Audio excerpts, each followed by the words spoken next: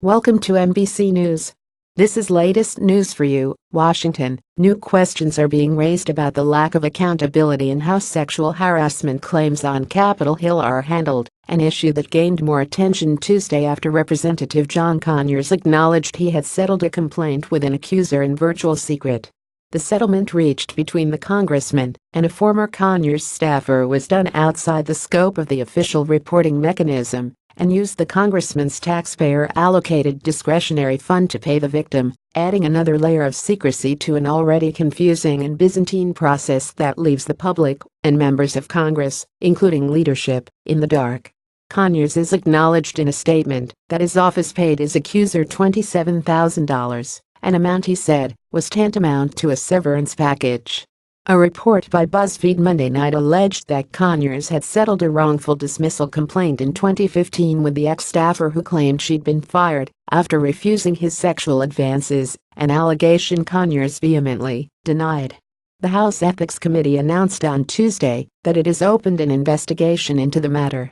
The committee is aware of public allegations that Representative John Conyers Jr. may have engaged in sexual harassment of members of his staff, discriminated against certain staff on the basis of age, and used official resources for impermissible personal purposes, House Ethics Committee Chair Susan Brooks, R. Indiana, and Ranking Democrat Ted Deutsch, D. Florida, said in a statement.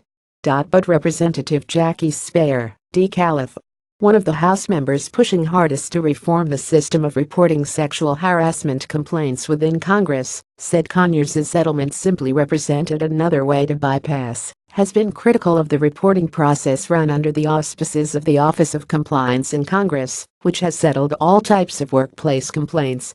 She noted that the avenue Conyers used has even less oversight.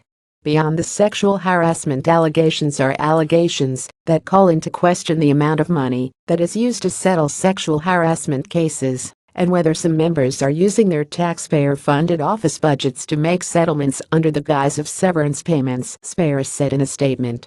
If this is true, the amount of taxpayer money used to settle these cases is even higher than the number that's been provided by the Office of Compliance.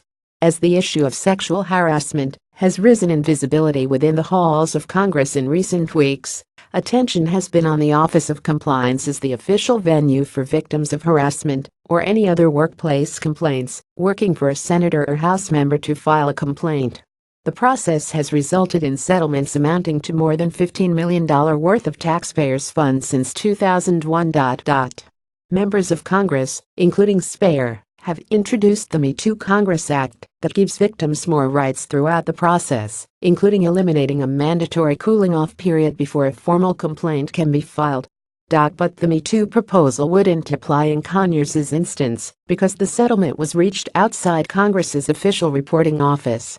Conyers likely used funds from his members' representational allowance account, also known as an MRA, a discretionary pot of money for each member of Congress that can be used for official expenses. After the complaint was settled, the victim was transitioned from a full-time staff member to a temporary employee and was paid $27,000 over the course of 3 months. The House Committee on Ethics attempted to tighten the requirements of what MRAs could be used for last year, but never expressly prohibited or expressly allowed the money to be used to settle inter-office disputes like sexual harassment claims, Speier's office said. Conyers defended the payment and the use of funds in a statement. My office resolved the allegations with an express denial of liability in order to save all involved from the rigors of protracted litigation. That should not be lost in the narrative. The resolution was not for millions of dollars, but rather for an amount that equated to a reasonable severance payment, Conyers said. Kathleen Clark, a lawyer and government ethics professor at Washington University Law School, said Conyers' use of his discretionary funds to pay off the victim means there could be more offices who are using the funds for similar purposes. She says it's a tangential issue that should be examined. The ethics investigation needs to examine not only Conyers' abusive behavior of this employee, but also his use of this account, Clark said. If a claim is settled through the OOC, the top Republican and top Democrat of the House Administration Committee must approve the funding from the Treasury to pay the claim.